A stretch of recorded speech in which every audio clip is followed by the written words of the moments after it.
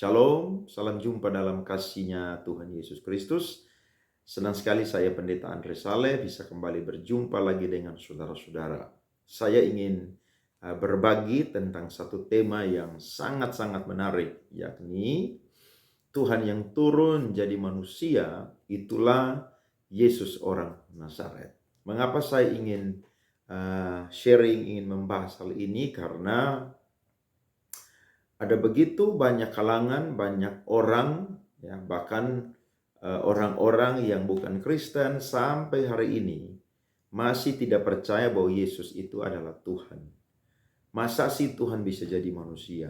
Tuhan itu kan tempatnya di surga. Masa dia bisa turun jadi manusia? Apalagi dia mati di kayu salib, ya. Itu bukan sesuatu yang menunjukkan bahwa Tuhan Yesus itu adalah Tuhan. Nah, saya ingin sharing malam hari ini, dan video ini adalah seri pertama dari sharing saya karena saya akan buat 2 video, dan malam ini saya akan angkat secara teologis, dan nanti di seri yang kedua saya akan angkat secara historis.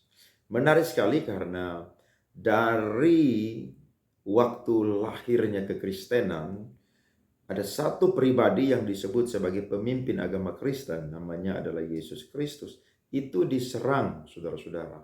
Saudara bisa baca, bisa cari, ya, bahkan saudara bisa kumpulkan data. Tidak ada satu tokoh agama pun yang pernah ada di dunia ini yang paling banyak diserang kecuali Tuhan Yesus Kristus. Nah, ini sesuatu yang sangat menarik. Kenapa? Karena orang-orang tidak mau percaya bahwa dia adalah Tuhan. Nah, saya akan bicara dari fakta teologis. Semoga saya dan saudara yang orang Kristen semakin meyakini dan tidak melepaskan bahwa Kristus itu adalah Tuhan. Tapi kalau ada saudara-saudara yang bukan Kristen, yang belum percaya kepada Tuhan Yesus sebagai Tuhan, maka saya mau berkata bahwa ini kesempatan bagi saudara-saudara untuk percaya kepada Yesus orang Nazaret itu adalah Tuhan. Nah, waktu saya dan saudara membaca Perjanjian Baru, kata Tuhan di situ, saudara, selalu identik dengan yang namanya kata Tuhan.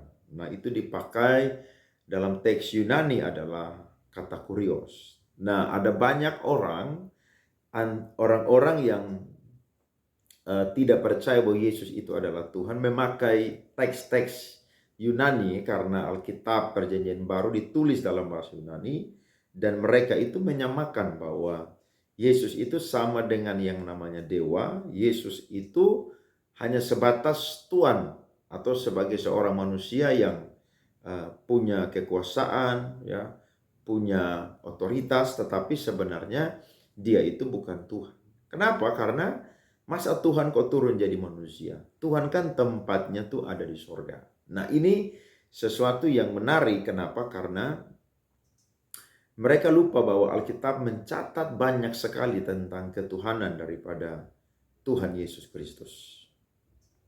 Saya dan saudara ingat bahwa waktu Yesus lahir, ada 2 kelompok yang mendapatkan kabar tentang lahirnya Sang Mesias atau Tuhan Yesus Kristus. Kelompok yang pertama adalah para gembala-gembala yang ada di padang Efrata.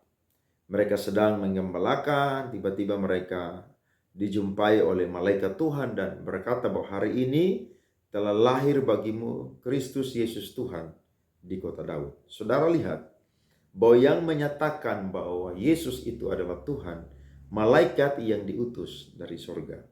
Tidak pernah ada seorang yang lahir, ya, dengan memiliki jabatan seperti Kristus. Kristus adalah imam besar, Kristus adalah nabi, Kristus adalah rasul. Tidak pernah orang-orang di Alkitab yang mendapatkan salah satu gelar ini atau jabatan ini yang dikonfirmasikan dari sorga bahwa dia adalah Tuhan.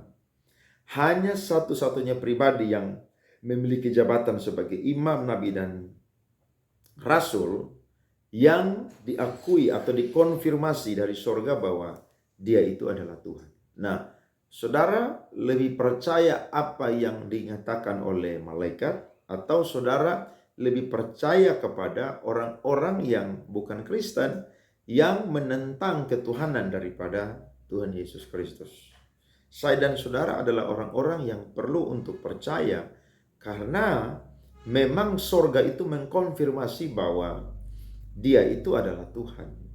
Kalau sorga menyatakan itu dan Alkitab mencatat, maka saya dan saudara harus lebih percaya apa yang sorga nyatakan, apa yang Alkitab itu catat. Nah, saya melihat bahwa ada banyak orang yang menyerang ketuhanan daripada Tuhan Yesus Kristus dengan alasan bahwa masa kok Tuhan turun jadi manusia? Kalau memang Tuhan mau menebus dosa manusia, Dia langsung berfirman, Dia langsung mengampuni dari sorga, maka manusia akan diampuni. Perlu diingat bahwa manusia itu jatuh dalam dosa.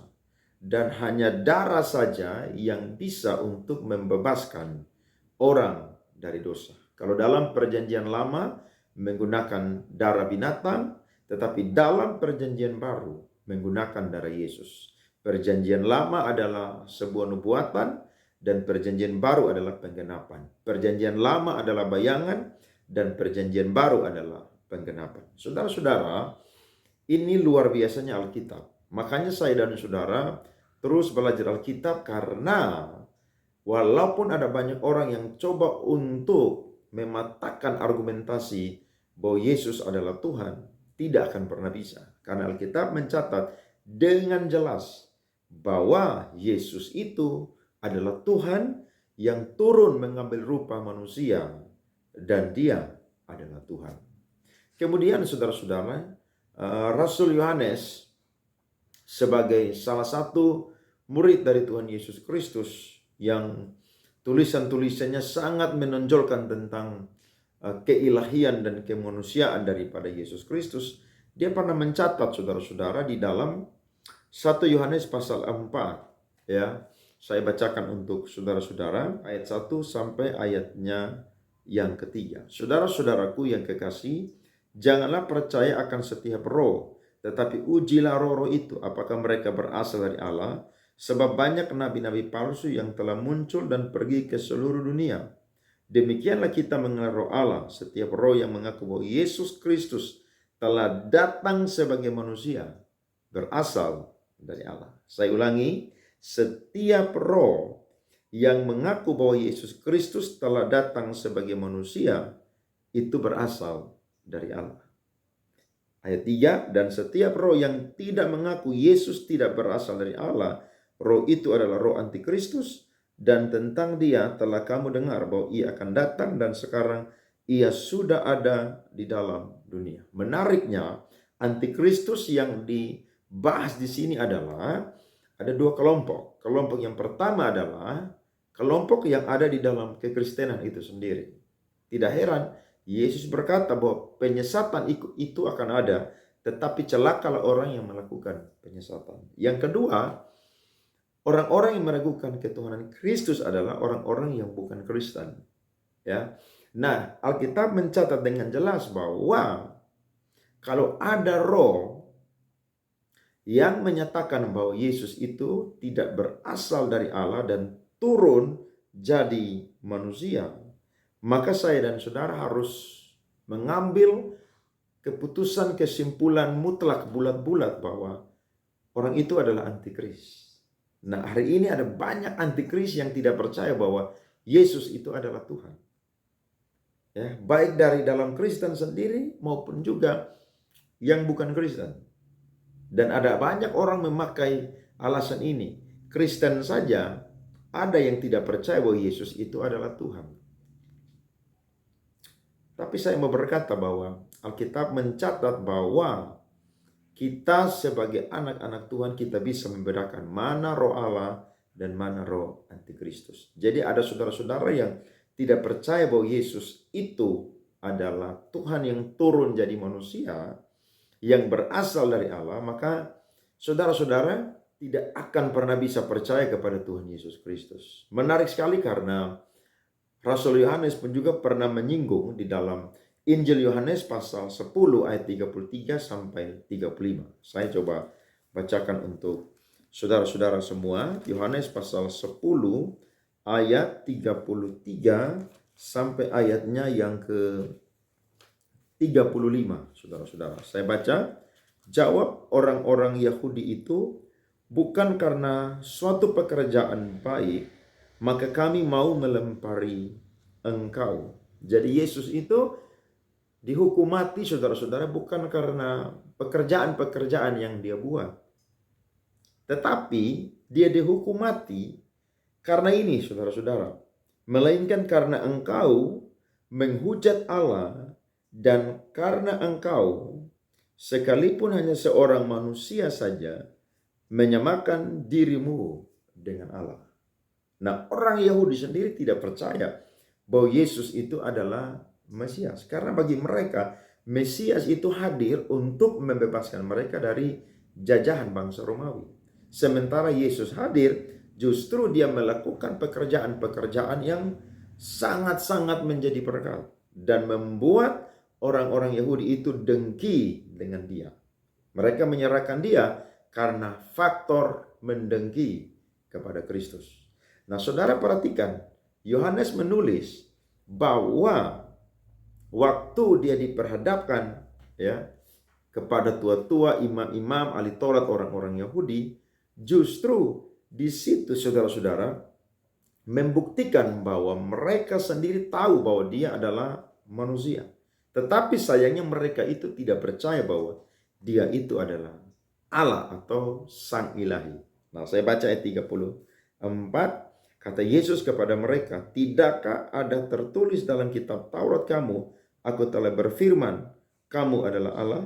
Jikalau mereka kepada siapa firman itu disampaikan disebut Allah, sedang kitab suci tidak dapat dibatalkan. Masihkah kamu berkata kepada dia yang dikuduskan oleh Bapa dan yang telah diutusnya ke dalam dunia, engkau menghujat Allah karena aku telah berkata, aku anak Allah? Saudara perhatikan, ini sangat-sangat menarik. Ada seorang pakar bahasa Yunani, teolog yang sangat-sangat pintar, namanya A.T. Robertson. Nah, A.T. Robertson ini pernah berkata, atau dia pernah mencatat bahwa kalimat yang Yesus sampaikan bahwa dia itu sama dengan Bapa, saudara-saudara, itu sangat menarik. Nah, dalam teks Yunani itu menggunakan kata hen, saudara-saudara, bukan kata heis. Nah, kata hen ini dia bersifat netral, bukan maskulin. Jadi kata hen ini, saudara, mengandung pengertian satu inti atau memiliki satu sifat dasar yang sama. Jadi waktu Yesus mengatakan bahwa dia sama dengan Bapa, dia setara dengan Bapa, itu menunjukkan bahwa dia adalah Allah, dia adalah Tuhan. Tetapi karena hanya untuk menyelamatkan umat manusia, maka dia harus rela turun ke dunia, mengambil rupa manusia, dan dia benar-benar ingin untuk menyatakan bahwa pribadinya adalah Tuhan itu sendiri. Nah, Rasul Paulus pernah mencatat dalam surat Filipi bahwa dia merendahkan diri serendah-rendahnya, mengosongkan dirinya, sehingga dia diberikan nama di atas segala nama. Nah, ini faktor-faktor yang menunjukkan bahwa Kristus itu benar-benar adalah Tuhan. Jadi saya dan saudara sebagai orang Kristen, jangan pernah mau dibawa oleh arus pengajaran apapun yang mencoba untuk menggeser keyakinan kita bahwa Yesus Kristus itu adalah Tuhan. Dia adalah Tuhan.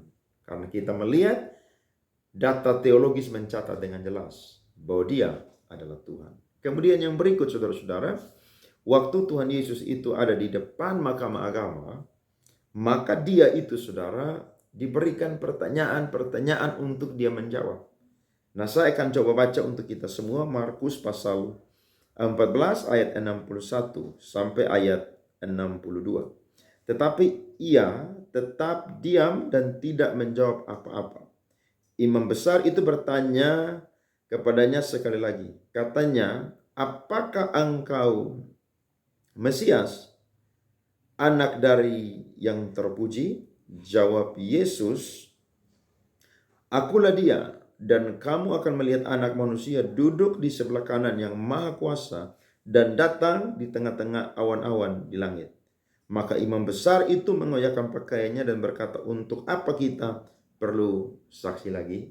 Yesus menyatakan bahwa dia adalah Tuhan, dia adalah Allah. Dan ini membuat tua-tua rohaniawan Yahudi sangat marah. Nah, saudara perhatikan bahwa waktu Yesus menyambut pertanyaan daripada orang-orang yang ada pada waktu itu, khususnya imam besar, maka dia menjawab dengan sesuai pertanyaan itu. Jawab Yesus, akulah dia, dan kamu akan melihat anak manusia duduk di sebelah kanan Allah yang Maha Kuasa.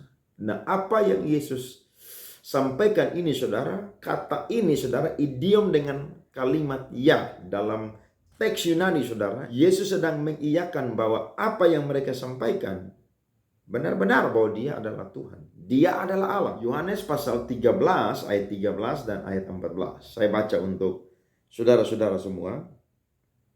Kamu menyebut aku guru dan Tuhan, dan katamu itu tepat, sebab memang akulah guru dan Tuhan.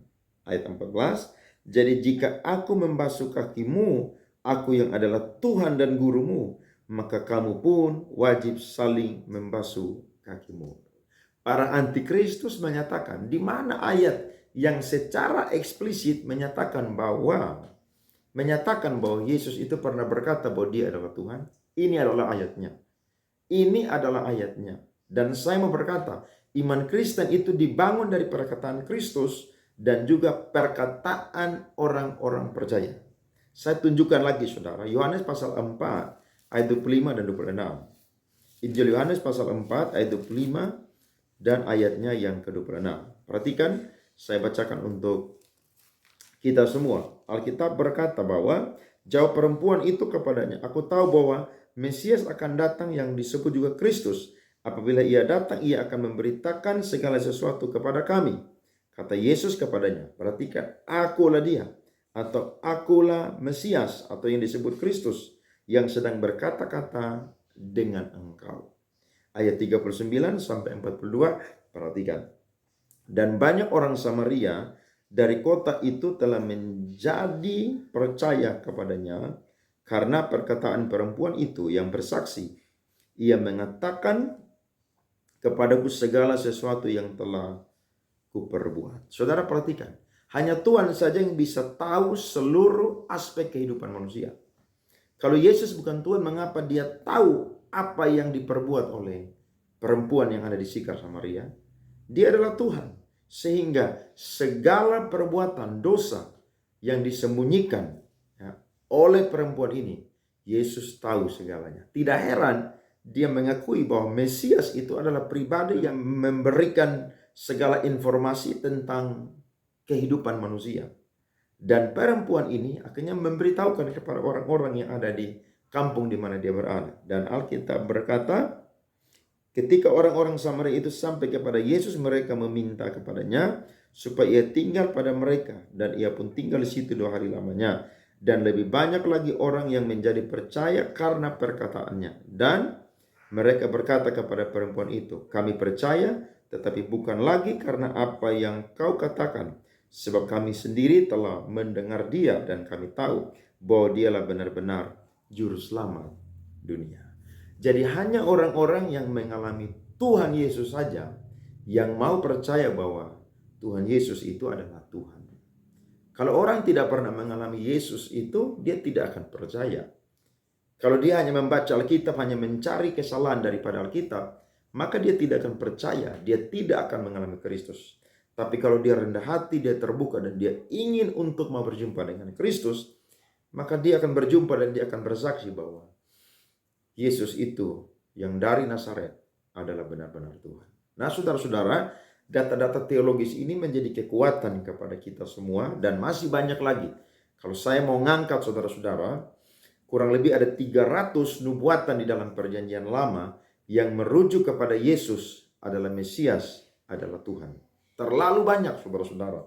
Tapi saya memberikan kurang lebih 3 atau 4 informasi kepada kita supaya kita semakin yakin bahwa dia adalah Tuhan. Dan saudara-saudara yang belum percaya Yesus adalah Tuhan, ini kesempatan yang baik untuk saudara bisa percaya bahwa dia adalah Tuhan. Nah, kalau dia adalah Tuhan, jelas firman Tuhan mengatakan tadi bahwa dia adalah juru selamat dunia. Nah, kalau dia adalah juru selamat dunia, maka saudara tidak akan pernah bisa sampai ke sorga kalau tidak percaya bahwa Yesus itu adalah Tuhan. Ya, saudara harus percaya. Roma pasal 10 ayat 9 dan ayat yang ke-10. Kalau saudara percaya, maka saudara akan ke sorga. Tapi kalau saudara tidak percaya, saudara mau berbuat baik apapun, saudara tidak akan pernah diselamatkan. Ini informasi yang menarik, kiranya saya dan saudara dicerahkan. Dan besok saya akan membahas tentang faktor atau data historis yang menunjukkan bahwa Yesus itu adalah Tuhan yang turun jadi manusia. Dia disebut Yesus orang Nazaret atau juga Yesus anak Yusuf tukang kayu. Terima kasih saudara-saudara, kiranya mencerahkan kita semua. Shalom, Tuhan memberkati.